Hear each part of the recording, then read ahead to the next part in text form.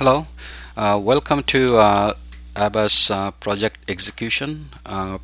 So this is the third of the project management from ABAS IT, and this is intended for pretty much all the audience of the project team, and especially it is for the functional leads and the technical leads along with the developers.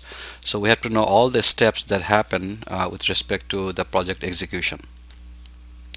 And chances are we're going to have multiple recording. It may be like three part because we have a lot to cover. Let me make this and a slideshow. So first up, we're going to start with that ABAS PM roadmap. Okay, let me go up. I think something is so let me change the pointer to as a pen. So starting back, we have the first thing we're going to cover the ABAS PM roadmap, that how the whole PM methodology for ABAS happens. After that, we'll cover the blueprint, functional design, then the realization. Within the realization, we have different documents that I'll go through. Then the final preparation before we're launching the system to production, and we're going to end that after with go live. And you can see within the final preparation there are user acceptance test, asset list, cutover plan, support documents and training. And I will try to cover pretty much 80% of the document, and for the others I will give some kind of direction that what we're expecting for those documentations. So first the PM roadmap, and you have seen this in the initial introduction of the business systems and the landscape and project execution along with support. And the first thing that we start with is that we have the client demand management, where ABAS gets a requirement to develop a system. It can be an application, it can be a business application, web applications, web portals, and so forth. And we have the initiation and planning phase, and you can see that who are the folks involved. Then blueprint design, there's a third, realization is the fourth, final prep is the fifth, and then go live and support is the sixth. And this is where the project kickoff happens, right? And the PM will get all the team members in the project kickoff along with the business users from the client side and ABAS teammates, and to let them know that what to expect, what are the methodologies, what are the documents to be delivered. So all those details will be presented by the PM or the lead depending on the size of the project. So the deliverables is what tells our client along the project management and the ABAS management that what we should deliver as a part of the project. We do understand that we're gonna deliver a system, but a delivering system also accompanies by different documents, because we have to know what we're going to deliver, what we're going to test, and the coding that happens in the background. Then we have the user interface. So all those things has to be documented and tested, right? So we're going to start with the PM methodology. There's the first step. Then we have the blueprint, and the blueprint, we have the blueprint document and the functional design document, and I'll go into the detail. Then we have the technical design document in the realization phase, and you can see that there is a bit of overlap between the documentations.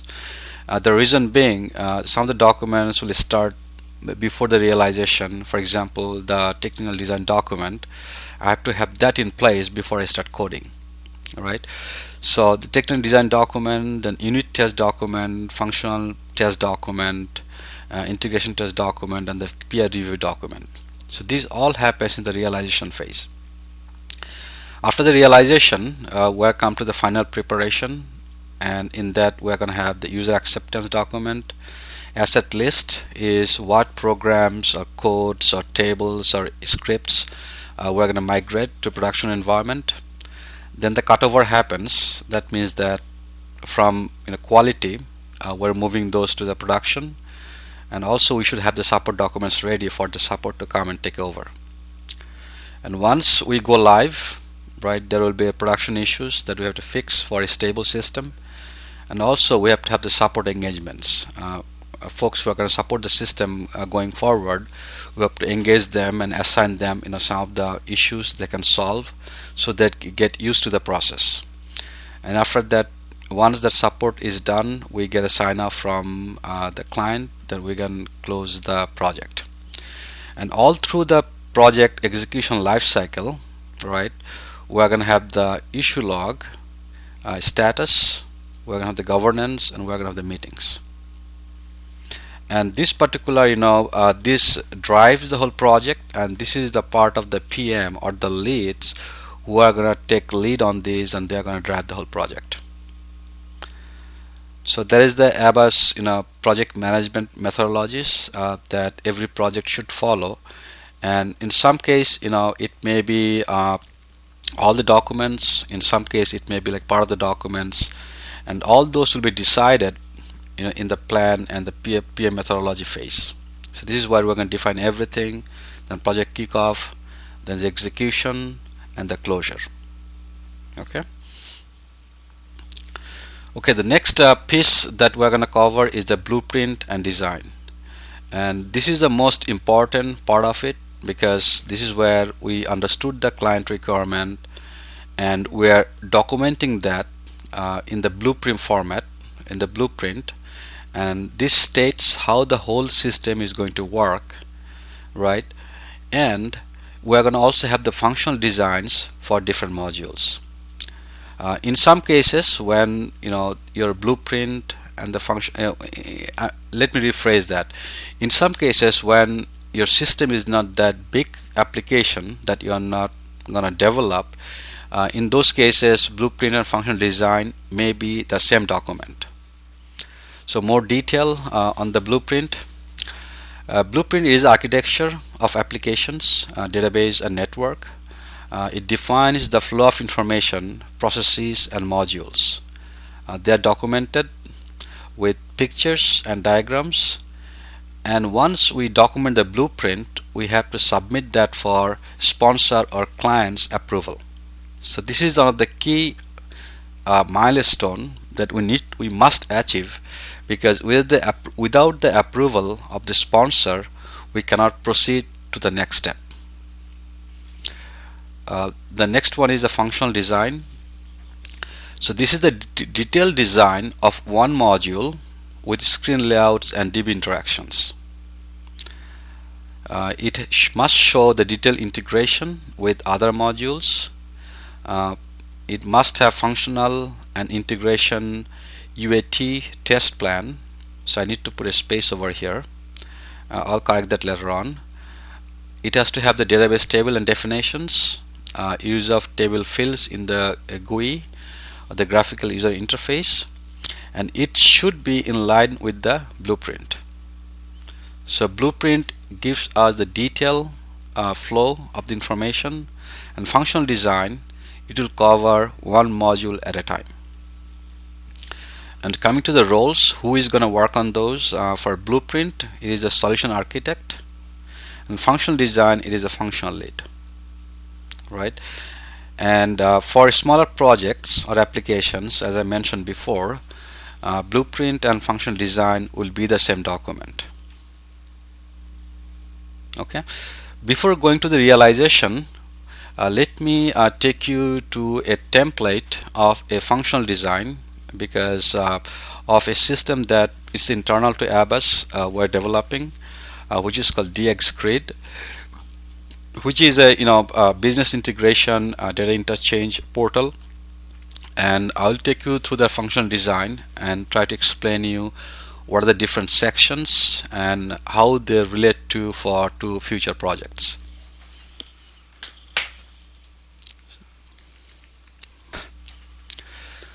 So there are different templates.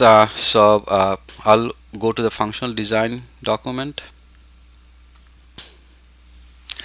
So first thing in the functional design, is that you need to have these all gonna be like in a Word or documents. We're using Apache OpenOffice or Libra OpenOffice. So the first page is talks about function design document. It has to have the project name, what we're gonna have, right? Then it talks about ABAS project ID and sponsored. If it is internal, then it's gonna be internal. If it is somebody else funding it, some other client, then we're gonna put the client name and his contact detail. Now going to table of contents, let me refresh this one, update index and tables. Okay, that looks much better. So there are four sections mainly in the blueprint of functional design. First one is the application scope, that what we're trying to do with this application. The second one is the functional design, and it has different sections. Third is the test plan, and fourth is the project and document management, records and revisions.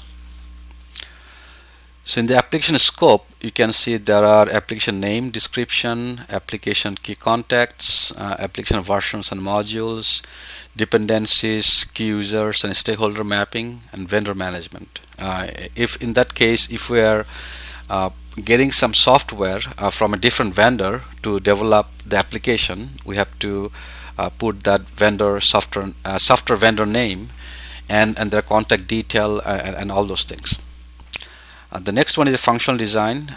We have to understand that what are the how many users gonna go will be using the system, operating environment, logical architecture, physical architecture, security aspects of the application, and then we're going to talk about application components, tables, and modules. And in this case, DXGrid front end, which we're reviewing, we have almost 8 modules. And we have one section for the table design. So the modules are ABAS login, clients, user, client's message, transaction tracking, reports, profile, and the table design. And in that function, in a test plan, we have the functional test plan, integration and UAT test plan, and we also have the project and document management. So going bit detail, this template will be available to you, so you can go through these ones, this template, and go to different sections and see that whether you have any issue. If you have any understanding the issue and understanding it, you can talk to a supervisor and he will explain this to you. And this should be self-explanatory. You can see that from the module listing, we have the number of modules, what are the roles are going to access these modules. This is a development priority, and this is something that we will not have in case of most of the clients, but in some cases that one application has to be delivered quickly, we may break that into multiple priorities and do based on that, and it will be decided by the PM or the ABAS management. Then we have application dependencies, that launching this new application, will it impact any other application? Then application key user and stakeholder mapping, who are the key users of this application and what the stakeholders. Then vendor management, what software we're using. Then comes the functional design and number of users, operating environment. You can see that this application will work on Linux, Windows 2008, PHP and MySQL. We're going to have a logical architecture of the application that we're going to build, and also we're going to have a physical architecture, and this is something you can see is blank because still we're working on that, but it will show the different boxes and the IP addresses and the client machine, how they're going to communicate with respect to the application. The next one is security. What are the different security roles that we have to build in for this application. And the section 2.6 is application components and tables and modules, because in the module design with the GUI, there are different colors being used. So those things are being clarified over here. I mean, it will depend on the application that you're working, but it always adds to, helps to add some, uh, color coding and explaining those. So whoever is reviewing this document later on can, it can be very easy for him to follow the document. And for the login, for the first module, you can see there is a screen detail. What are the fields? Uh, and the fields, those are mandatory. You can put this as a question mark so that user will have to enter those. And the module, then there is another module, client login. Then you have different menu items. So this GUI has to be well designed, and you should also put the field description. What are those means, and what are the field lengths, what are the data type, and you can also refer them to that DB table field, and this will come from section 2.9. The next one is module clients. So you're going to put all those details in the functional design document. And any button that we have in the application, we have to explain them what they do, what will be their functions.